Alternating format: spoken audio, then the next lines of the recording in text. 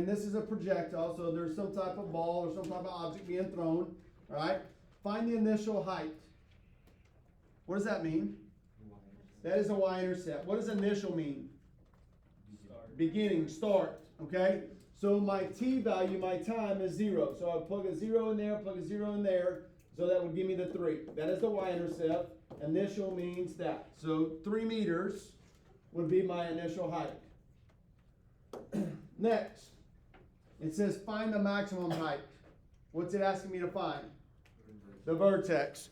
So I'm going to go from here, all right, and I'm going to go look at my calculator. Now you don't have to clear yours. I'm going to clear mine just so that I kind of start fresh. I went and added a graph, and on that graph I did negative 4.9 x squared plus 15x plus 3. That was my equation. I'll put it in. I'm going to go find the vertex here, which is going to be what in this case? That's going to be the maximum. It could be minimum or maximum. In this case, it's the maximum. So I'm going to go do maximum. I'm going to use my trackpad and go left and go right, and there it is. So I get an x and a y. Which one's correct? The y. It's saying how high, which is my y value. So 14.5 meters high is how high it goes. What would the 1.53, what question would it answer? When is the maximum height? Okay? So that would be 1.53 seconds. Okay? So 14.5 meters is the maximum height. Find when the projectile is on the ground. What's that asking for? The zeros, the roots. Okay? So again, if I'm back on my calculator and I'm going to go menu, I'm going to go analyze graph, and I'm going to go ask it to find zeros. I'm going to move over here to the left, and as I start working, the first 0 I get is negative 0.188. Tell me about it. I'm not going to use that one. Why not? It's negative time. Okay? It's negative time. It's before it even started, right? So it's a negative time, so I'm not going to use that one. I'm going to continue, and I'm going to get 3.25. So in 3.25 seconds, it's back on the ground. The projectile, whatever that may be. Okay? So 3.25 seconds. The last thing, it says, how long is the projectile above 5 meters? What's 5 meters? The height, the y. Okay? So I'm going to put 5 in there. All right? So that 5 meters is the height. So if I were to go to my calculator and do that, then I'm going to put that in as another equation. So I'm going to go do tab, and I'm going to put 5 in. And there is where that happens. I'm going to use my intersection key. So menu, analyze graph, and I'm going to do number 4. I'm going to do the intersection. And so the first time it's at 5 meters is at 0.14 seconds. It's at 5 meters again at 2.92 seconds. So if I was working on this, I got 0.14 seconds and I got 2.92 seconds. All right. Now, does that quite answer the problem? No. Not yet. What's it asking? How long is it above? Not when is it 5 meters, but how long is it above 5 meters? So to answer that question, I would do what? I'd subtract.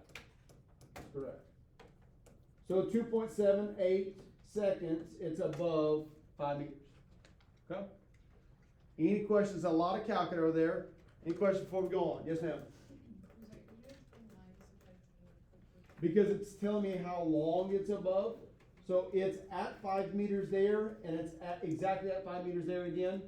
But I want how long it was above it. So if I were to subtract those two values, then it's above the 5 meters for that 2.78 seconds. Okay? Any other questions? Okay. That would be like 4 questions if you ask me. Okay? All right. Let's go to the next one. Here's the next one. I'm going to give you a chance to kind of work it and give you a little time.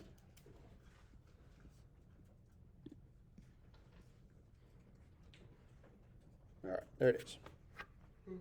Just read it, see if you can write the equations. Get it set.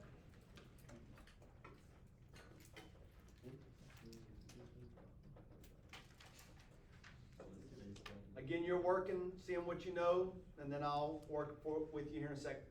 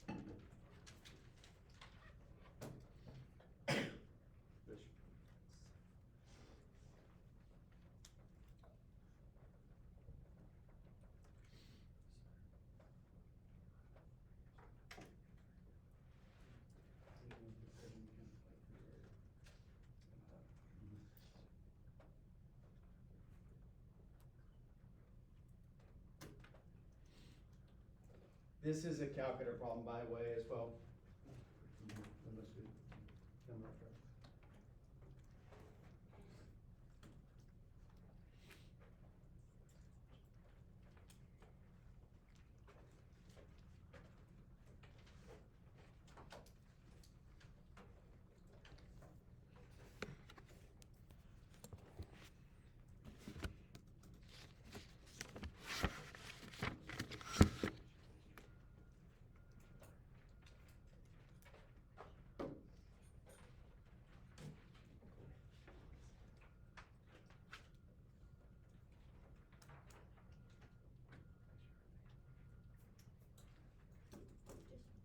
I think some of you are pretty close. If you're not, let's talk about it. See how you did. So what's one thing that I can write up here? What's one piece of information that is important for me? Say again? Yeah, what's one piece? It's 4 more than twice the width. Okay? So we can write an equation with that. So length, anytime you see the word is, most of the time that means equals. All right? Length equals 4 more than twice the width. Well, twice the width would be 2w. 4 more than that would be there. Okay? So there's one equation. What else do we know, or what other important information is in this problem? We have the area, and it's the area of a rectangle. The area of a rectangle is, there's what I'm thinking when I think area of a rectangle. Now, what do I know about this formula right here? I do know the area. I do know the A. That's correct.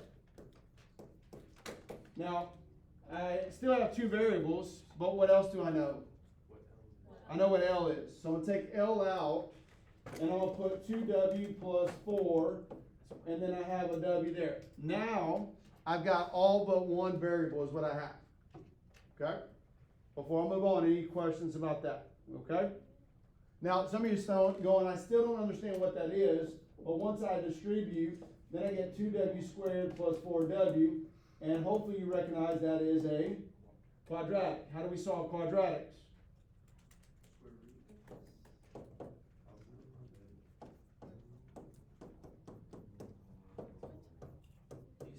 Set equal to 0, and hopefully we could factor. If it was on the non-calculator part of the test, it probably would factor, all right? If it's on the calculator part of the test, it may or may not factor, where I could use my calculator. There's pretty big numbers here. What could I do if I was going to try to factor? There's a 2. I could take a 2 out, and that would help a little bit, okay?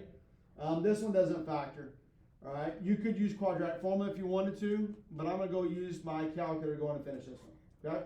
So I'm going to take that, I'm going to go put that in my calculator. So if you restart, you can do that. I'm just going to go up here and I'm going to change what I have. So I'm going to go to tab. I'm going to delete out the 5. And I'm going to go up here. I'm going to delete out this other equation. Be careful, don't delete the equal sign. So I got 2 x squared plus 4x minus 264. and I can go on and hit graph on that. Now, I didn't restart, which was kind of nice because my window was already in an appropriate size. I could see the answers, okay? If you restarted it, then you might have to change your window to be able to see it, okay? I'm looking for my zeros. That's where my answers are here. So I can go menu, I can go analyze graph, and I can ask it to go find a zero for me. And if I work over here, I get this.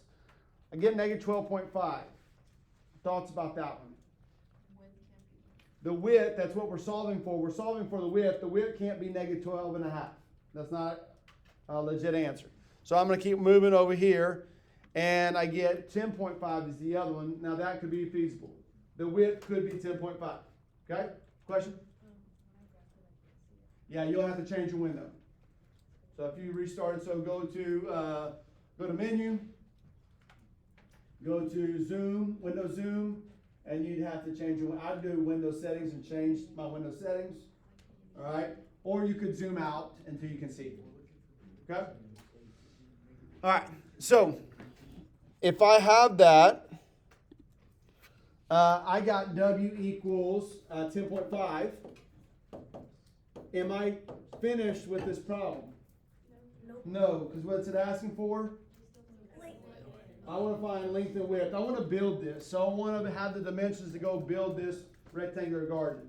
So how could I find the width that's missed or the length that's missing? You can plug it into here or plug it into here, basically. All right? This is pretty easy. 10.5 times 2 is 21, plus 4 is 25. Or you could do 264, plug it in there, and divide by that. Now, if you do either of these two, you're actually going to get two different answers. All right? If you were to multiply that together, you don't quite get 264. Why not?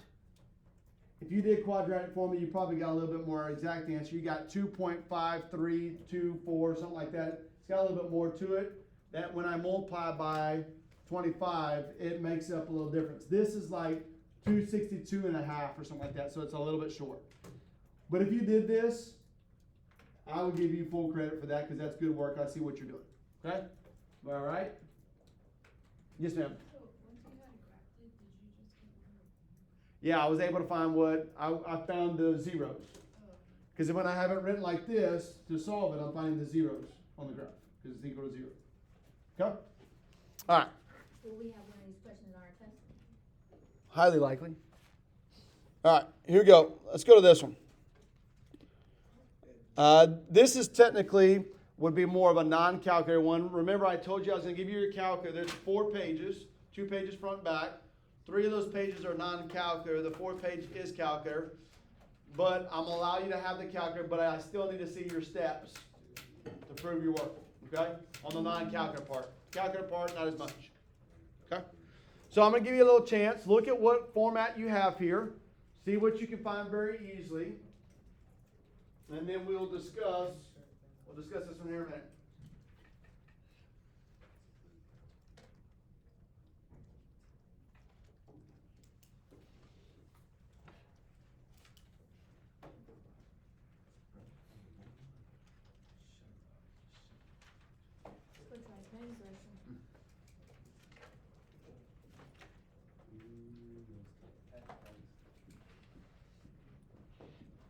Again, remember you'll have formula sheet on your calculator on your test tomorrow as well.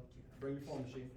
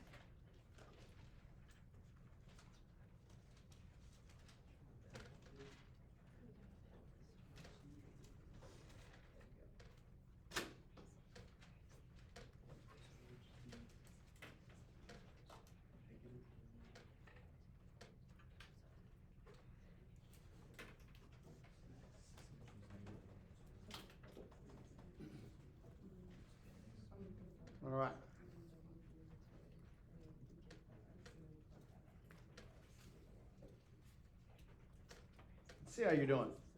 All right. What format is this in? Standard form. Okay. What do we know from standard form without having to do any work? The y-intercept. So when it says intercepts, it's talking x and y, but I know my y-intercept pretty quickly. It's 0, -20. So I know that. Okay. That's about all I know to start. I need to go do a little bit of work now. The axis of symmetry. How am I going to find the axis of symmetry? So I heard a lot of talk about that. Negative b over 2a, that's good. All right. So b is -1. Opposite of b would be a +1 over 2 times a is 1. So I get 1/2. Now, let me be mindful about this right here. All right. That's not the right answer. The right answer is an equation. It's x equals 1/2. You're going to be that picky? Well, that's what it says on the formula sheet. Okay.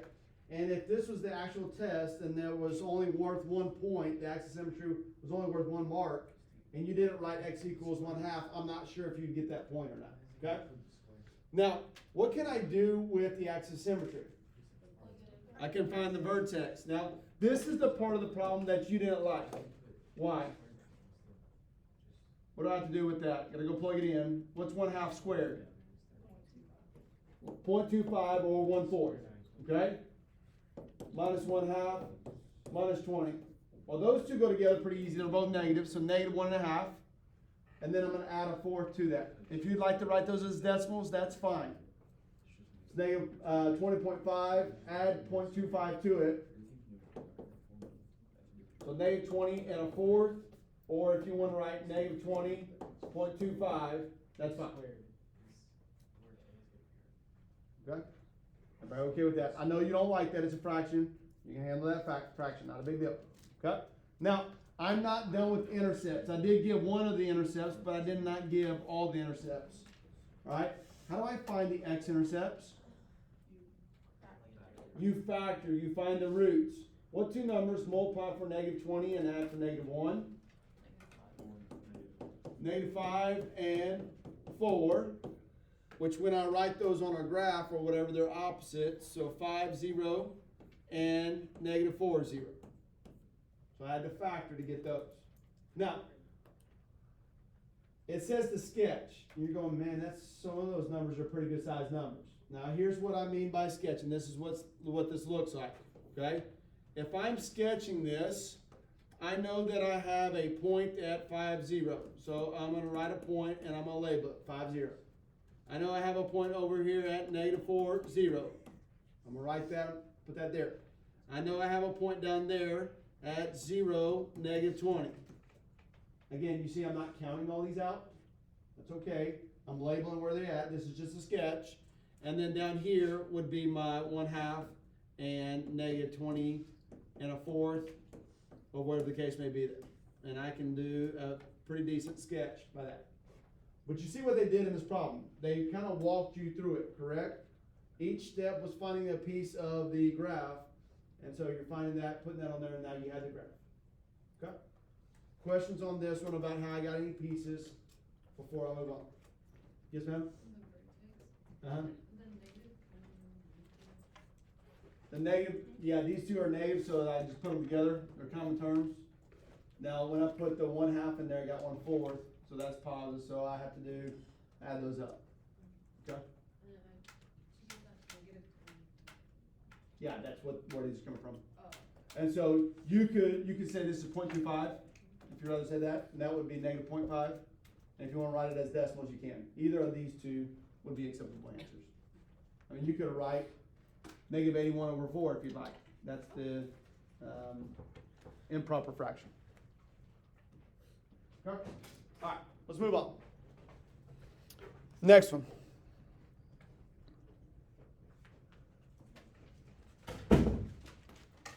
This is A3, sorry. So that is x squared minus 2x plus 3.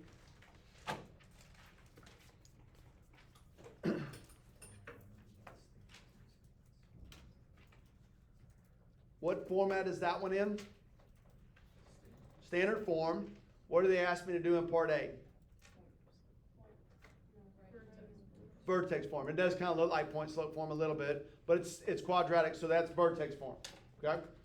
So we're going from standard form to vertex form, and then we're going to move it. We're going to do some transformations with it here in a second.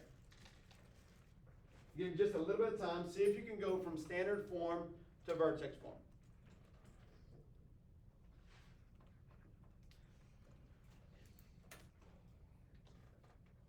Yes, sir.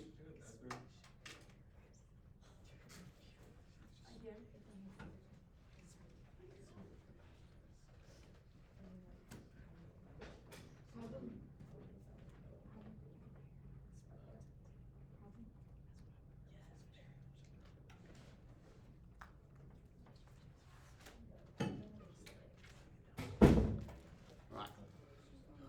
I'm not gonna let you go too long on this one because if you got it, if you have a way to do this, you've already got it. Okay. If not, let's talk about it. So if I'm going from standard form to vertex form, how could you do that?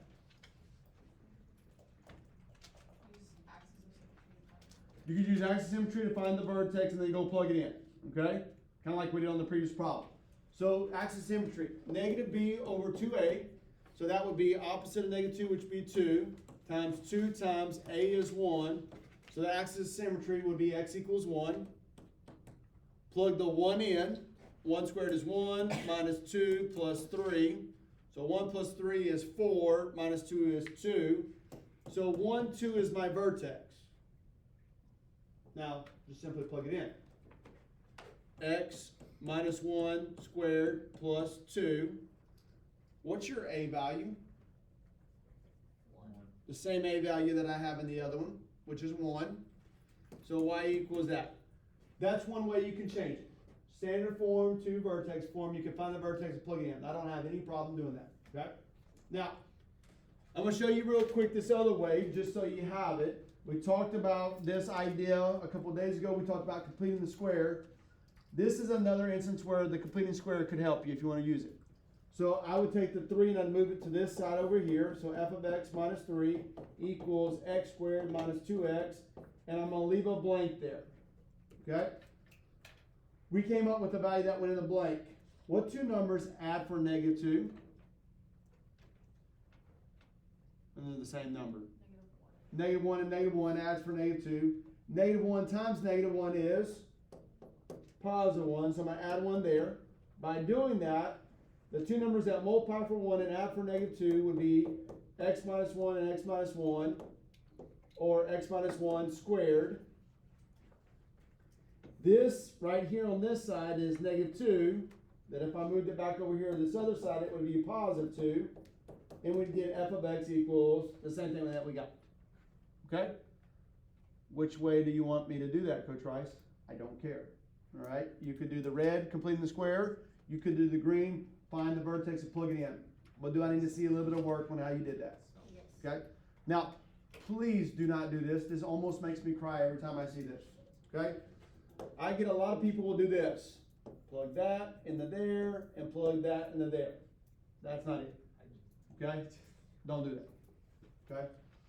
Alright, so you got to find the vertex, you got to go plug in. Now, let's go to the next step. The next step says, take that graph and let's move it right 3, up 4, and let's reflect it over the x-axis.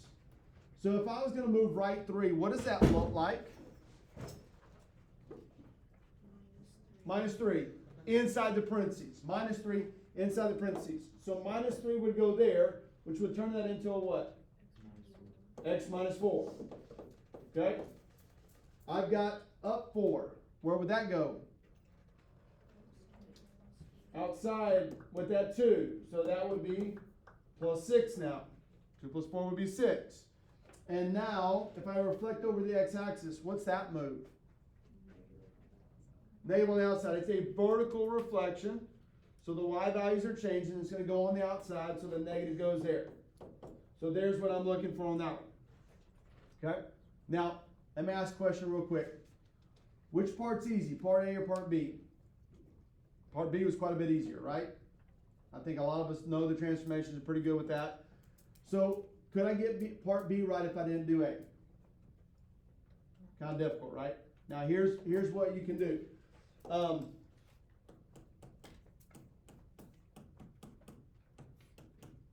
Is this true? What did I do there? Right 3, up 4, vertically reflect. Does the red show me that I understand what you're not talking about, that you understand part B? Okay, I give points for that, okay? Or, if I can't get this one right here, make something up. Put something for A, then apply your transformations to it correctly, and you'll get part B right, okay? So don't go, I can't do A, I can't do the problem. That's losing points, okay? Do the parts that you know how to do, all right? And if you need to, make something up and keep on going, all right? Good? All right, next one. Give you a chance to write that down. We're going to talk about it real quick.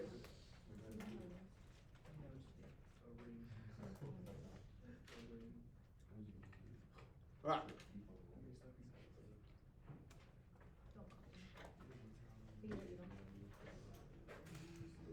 All right. Sorry, my grammar was not really good on this question, but I have this problem up here. We want to find the value or values of k in which I have two roots. Okay? Find the value of k or values of k that I have two roots. Now, what don't you like about this problem just looking at it? Many of us don't like that, right? They didn't give us a number there. They gave me a k, all right? But that's what I'm solving for down here. I'm looking for two roots. Now, the hardest part about this one is getting it started. The math in here is really not that hard. But getting it started, getting it set up is the hard part. What does it mean when I have two roots? What is it referring to? It's referring to the discriminant. To have two roots, I must know something about the discriminant. Okay? When the discriminant is positive, when it's greater than 0, when it's positive, I have two roots. When the discriminant is equal to 0, I have one root. When the discriminant is less than 0, where it's negative, it's a negative underneath the radical. I can't have a negative underneath the radical. There are no roots there. Okay? So, which situation is this problem talking about? The first one, where it's greater than. So, I'm going to use b squared minus 4ac is greater than 0. What is b in the problem? 4. So 4 squared is 16. Minus 4 times a in the problem is 1, and c is k. Okay? So we're going to solve that right there. Now, this is going to be 16 minus 4k. Greater than 0. I'm going to move the 4k to the other side. I'm going to divide by 4. So I'm going to say 4 is greater than k, or I could say k is less than 4. The only thing I got to be mindful in this problem, if I were to multiply or divide by a negative, what would happen? I'm going to flip that symbol. Okay? Because could I have moved the 16 to the other side? And then I would have to divide by negative 4. And I would have flipped the symbol. Okay? Everybody okay with that? Okay? So you have to understand what they're asking for. I'm looking for two roots. So they must be talking about the discriminant. Okay? All right. Couple little things real quick. Yep. So if you just have k is greater than k is less than 4. Yeah, as long as k is a number less than 4, then I'm good. So it can be 3, 2, 1, negatives. You don't need to give them two roots? Nope. No, I don't know what the two roots are. Oh, you're just Yeah, I'm just finding when it would have two roots. okay. Okay? All right. Domain and range. You need to be able to find the domain range for this one and for this one. What is the domain for a parabola? All real numbers. What's the range? Greater than or equal to 0, greater than or equal to the vertex, or less than or equal to the vertex. So I could move this around. All right? The domain's not going to change, but the vertex could, or the range could. What is the domain and range for this one? X is greater than or equal to 0, and y is greater than or equal to 0. Again, I might move it around, and I could tell where it is, so I just gotta find that point and go from there. Okay? What is this? F of g of x. I'm going to take g of x and I'm going to go plug it into f of x. That's a composition of function. So I'm going to take f of x and go plug it into g of x. I'm going to create a problem. We're going to do a problem like that here in a second. Okay? All right. And so if I were to do that, I've got f of x equals x squared plus 2, and I have g of x equals the square root of x plus 4. So if I have that, if I have f of x equals this, and if I had g of x equals this, and I ask you to go solve f of g of x.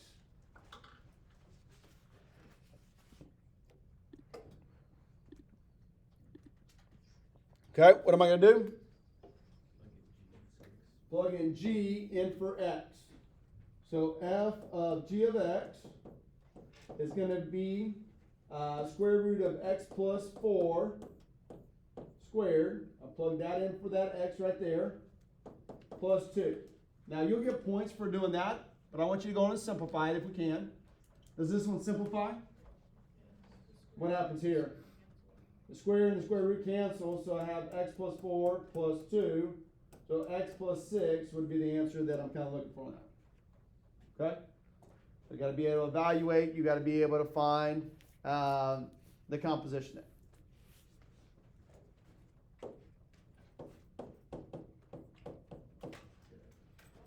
What does this mean? Inverse. All right? Inverse. So I'm going to take, if I did that, I'm going to take the x and y, and I'm going to switch them. All right? This all for y. So I'm going to minus 2, and I'm going to take the square root. So there would be my inverse. Okay? I know I'm short on time. I want to show you one last thing. Just give me about 30 more seconds, and we'll be done. Okay? If I gave you this right here, and I ask you, go find me the intercepts. Which intercept would be easiest to find? The y probably. Plug 0 in. The y-intercept is the square root of 7. Don't put that in the calculator, especially if it's a non-calculator. Just give me that. Okay? If I ask to find the x-intercept, put 0 in over here, and go solve for x. So square it, 0 equals x plus 7, minus 7. So my x-intercept is negative 7. Okay? All right, we'll turn in our homework on our stamp sheet tomorrow. All right? There's no homework tonight other than to review some of your stuff. Okay? We've got about 30 seconds remaining.